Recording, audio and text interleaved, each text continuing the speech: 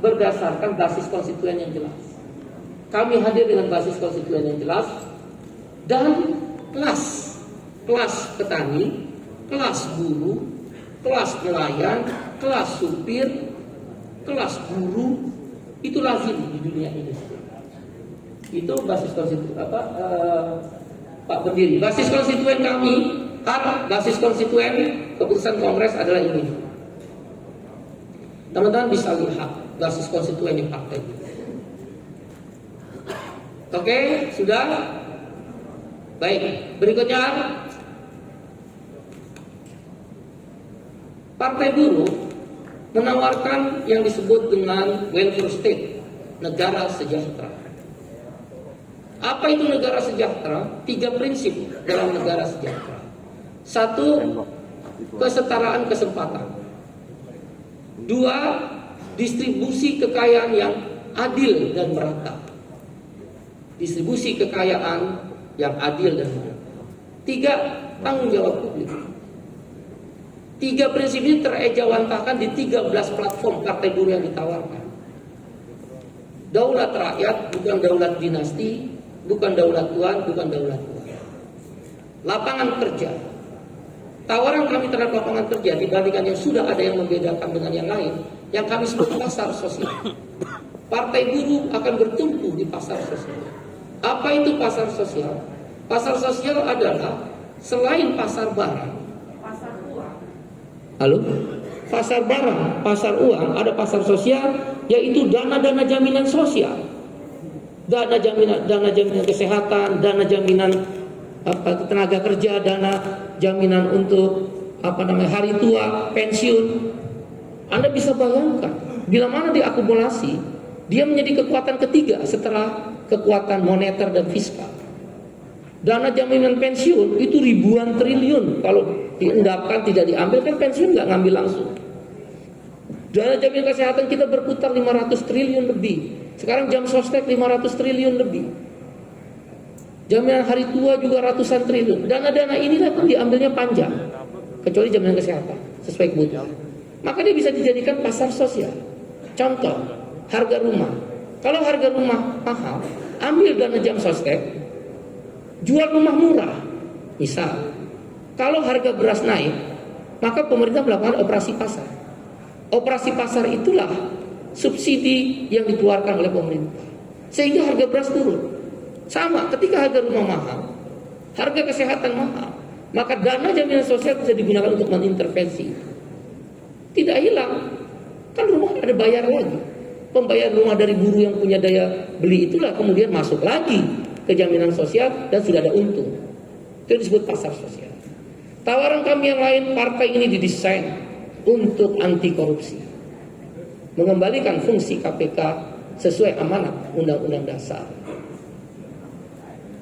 Pemberantasan korupsi adalah menjadi pilihan bagi partai.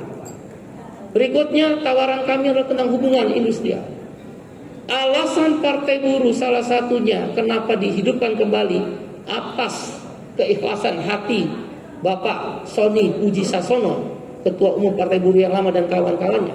Alasan Partai Buruh dihidupkan kembali, kekalahan telak Partai Buruh, kekalahan telak kelas pekerja, buruh, tani, nelayan, guru, dan orang-orang kecil lain, Omnibus Law.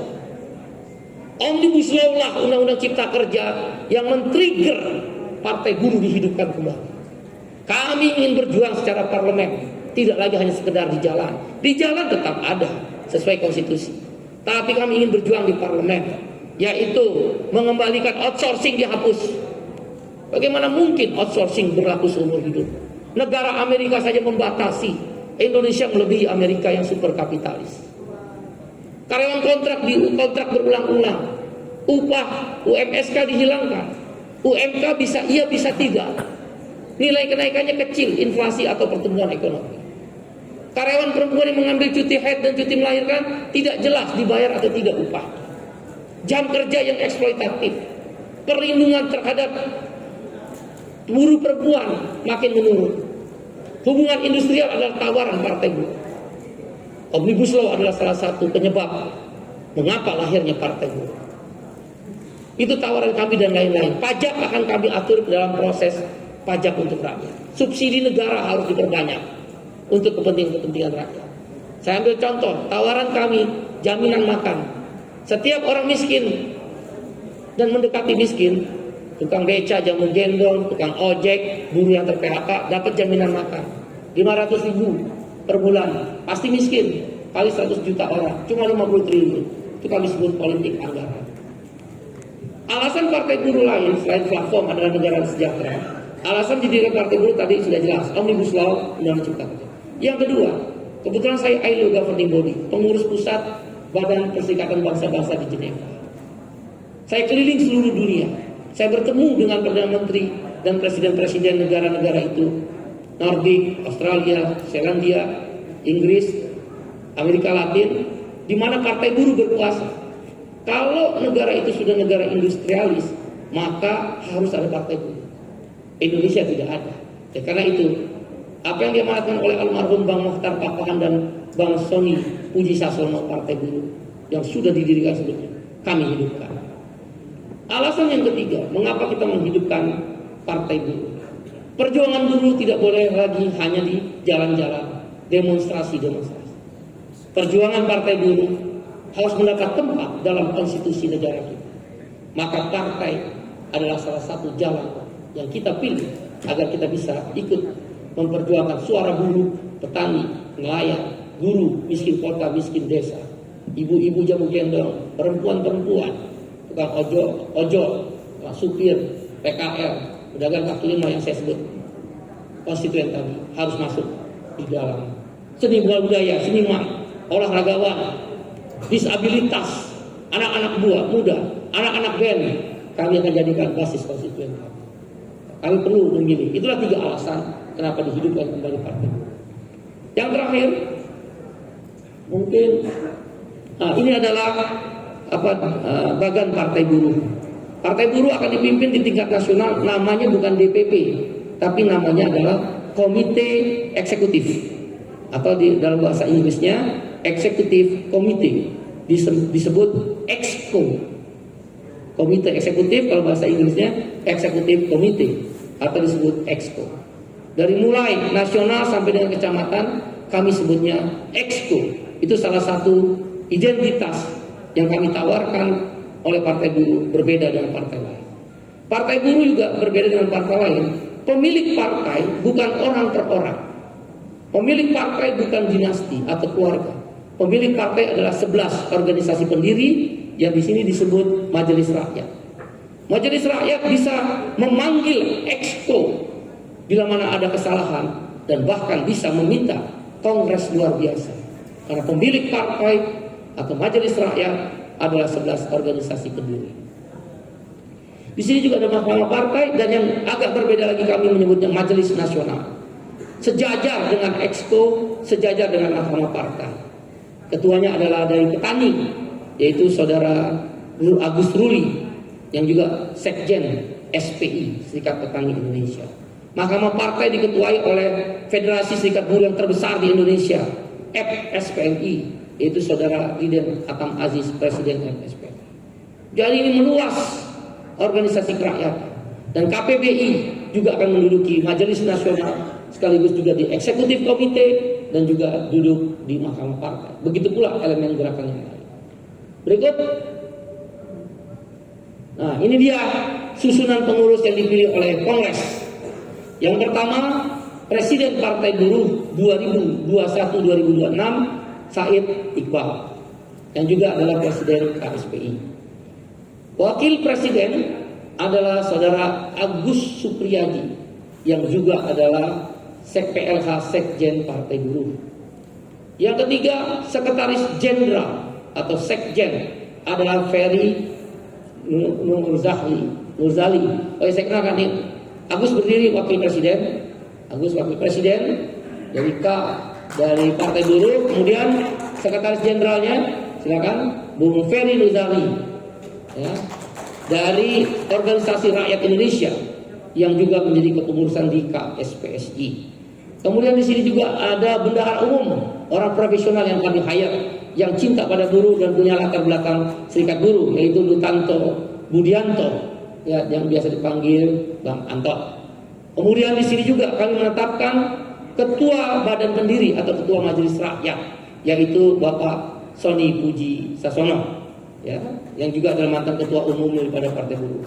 Dan yang berikut adalah ketua majelis nasional, yaitu Bung Ruli Agus Ruli, dari juga adalah sekjen SPI. Dan yang terakhir ketua mahkamah partai adalah Bung Riden Hatam Aziz, yang juga adalah presiden FSPMI. Susunan kepengurusan yang lain, kami punya ketua-ketua bidang, ya, dan seterusnya, sekretaris bidang, dan ada deputi-deputi. Ada 20 ketua bidang. Ada 20 ketua bidang yang akan duduk dalam kepengurusan Partai Buruh, ya, Bapilu, ideologi dan kader dan sebagainya. Yang terakhir apa? Udah habis? Ya. Demikian kawan-kawan semua. Terima kasih kawan-kawan media yang telah hadir, baik yang hadir di tempat maupun yang hadir melalui Zoom. Pengumuman resmi Kongres Partai Buruh. Partai Buruh sudah tersusun kepengurusan sesuai Undang-Undang Pemilu, harus ada persyaratan. Kami sudah tersusun kepengurusan 34 kabupaten kota. Ya, 34 provinsi. Saya ulangi, 34 provinsi 100%. Harus bisa ditampilkan nggak ya? Nggak ada ya. Yang itu dari Lubis nggak ada ya. Oke, baik. Yang kedua, kabupaten kota. Kami sudah ada di 409 kabupaten kota. 409 kabupaten kota dari total 514 kabupaten kota. Atau kalau dipresentasekan 80%. Kami juga sudah terbentuk kepengurusan dari total kecamatan. Saya ulangi, total kecamatan 7242 kecamatan.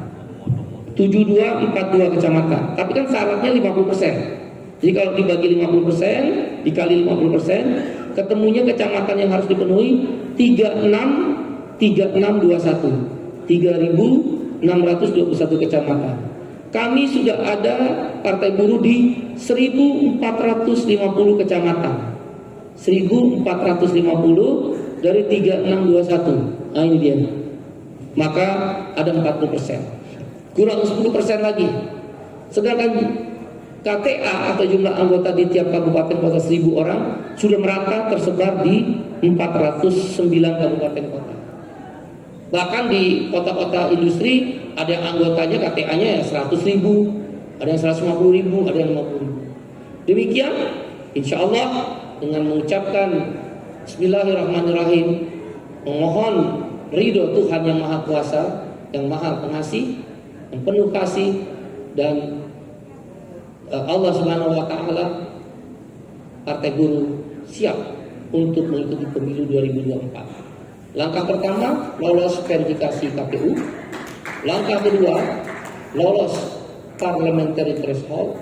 Langkah ketiga, ikut bersama partai lain, atau bahkan kalau menang, kami akan berkuasa bersama dengan partai-partai lain.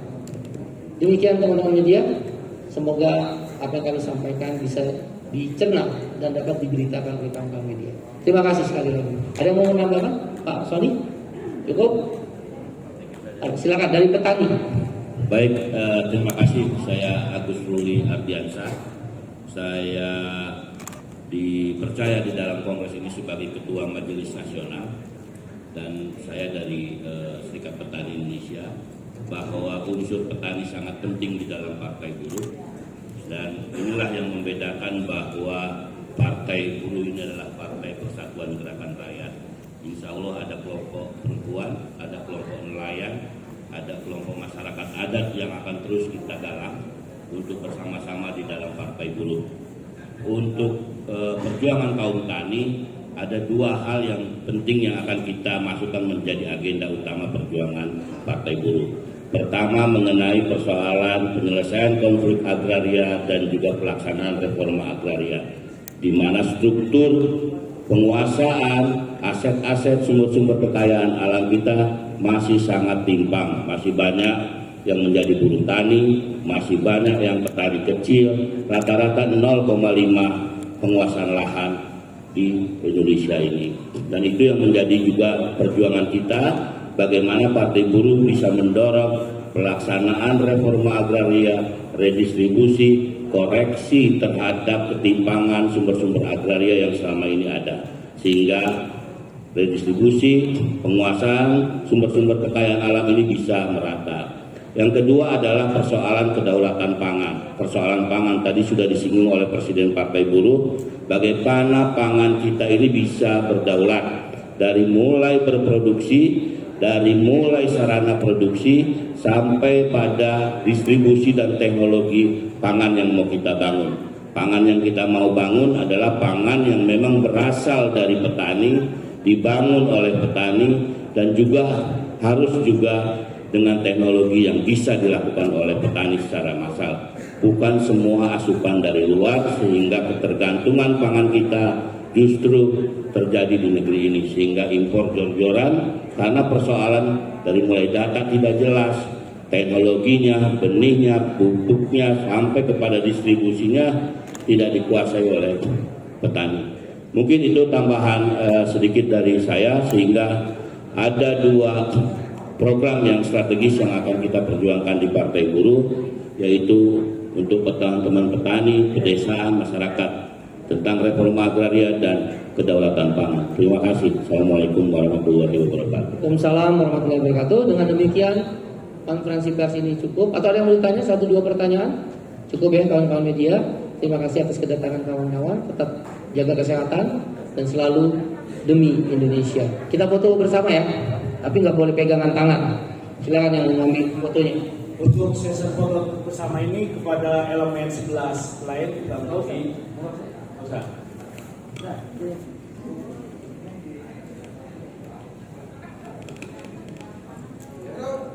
Nggak boleh pegangan tangan. Nggak boleh prokes.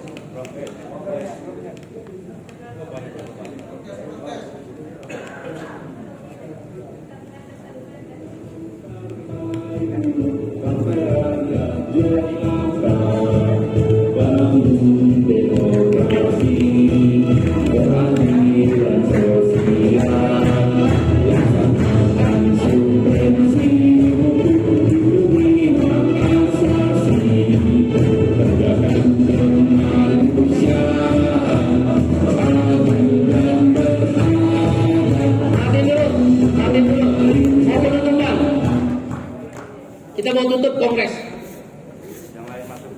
Silakan dipanggil yang di luar. Kita mau menutup kongres. Tolong panggil yang di luar.